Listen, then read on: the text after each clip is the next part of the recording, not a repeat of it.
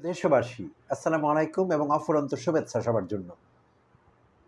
Police বাহিনী, আমরা অনেকেই অবগত আছি যে গত দুদিন ধরে পুলিশ বাহিনীর সদস্যরা তাদের ডিউটি স্টেশনে ফিরে এসেছেন, ফিরে আসা শুরু করেছেন।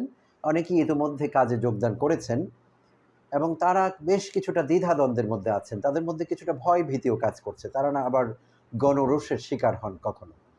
তো I appeal to you all, আমি সবাইকে স্বনির্বন্ধ অনুরোধ করছি। আসুন আমরা সবাই তাদের প্রতি আমাদের অনেক কষ্ট আছে জানি, রাগ আছে। তো সেটা আপাতত কিছুটা দমিয়ে রেখে তাদের একটু সহযোগিতা করি, যাতে আবার থানাগুলো স্বাভাবিক অবস্থায় ফিরে আসে, পুলিশের কার্যক্রম আবার স্বাভাবিক গতি পায়। আসুন সবাই আমরা তাদেরকে একটু সহযোগিতা করি।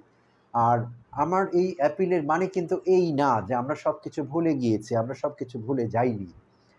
আমি কিন্তু সেই দুর্বৃত্ত অফিসারদের সহযোগিতা করার কথা বলছি না। তাদের অন্যায় অত্যাচারের কথা ভুলে যাবার কথা বলছি না।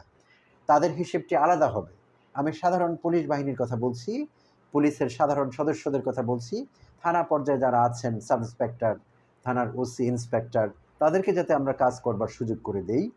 যদিও তাদের মধ্যেও কেউ আছেন তারা দুর্বৃত্তের মতো আচরণ করেছেন অতীতে আমাদের সঙ্গে বিভিন্ন জায়গায়। তো আমরা সেগুলো নিশ্চয়ই মনে রাখবো কারা এগুলো করেছেন এবং তাদের বিরুদ্ধে আমরা মামলা রুজু করব।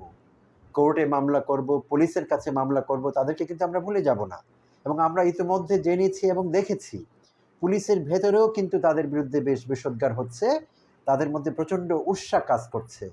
নিম্ন পর্যায়ের পুলিশ কর্মকর্তা কিংবা পুলিশের সাধারণ সদস্যদের মধ্যে এই ঊর্ধ্বতন, তথাকথিত ঊর্ধ্বতন অফিসার যারা ছিলেন, যারা দুর্বৃত্তের মতো আচরণ করেছেন, হাসিনা লেসপেন্সার যারা ছিলেন, তাদের কথা বলছি। পুলিশের ভেতরেও তাদের ব্যাপারে আপত্তি আছে এবং তাদের বিচারের দাবি উঠেছে। সো আমরা সেগুলো ভুলে যাইনি, সেগুলো ভুলে যাব না। তো সেই বিষয়টি আলাদাভাবে ডিল করব। বাট মেন হোয়াইল আমরা পুলিশ বাহিনীর সদস্যদের সাহায্য করব, তারা যাতে তাদের স্বাভাবিক কার্যক্রম শুরু করতে পারেন এবং সব কিছু আগের মতো স্বাভাবিকভাবে চলে, আমরা নিরাপত্তা পাই পুলিশের কাছ থেকে। আর ইতিমধ্যে সংস্কারের কাজ অলরেডি শুরু হয়েছে, আমরা দেখেছি। তাদের ইউনিফর্ম পাল্টে যাবে, লোগো পাল্টে যাবে, তো এগুলো হতে থাকুক।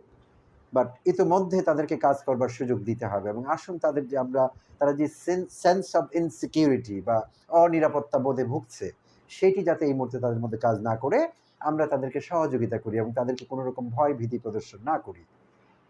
তো এই বিষয়টি আমরা মাথায় রাখবো এবং আমরা আশা করব খুব দ্রুতই পুলিশের সেই দুষ্কৃতিকারী অফিসাররা বিচারের আওতায় আসবে। ধন্যবাদ সবাইকে, ভালো থাকবেন। আবার দেখা হবে এবং কথা হবে অন্য কোনো ইস্যু নিয়ে। ধন্যবাদ।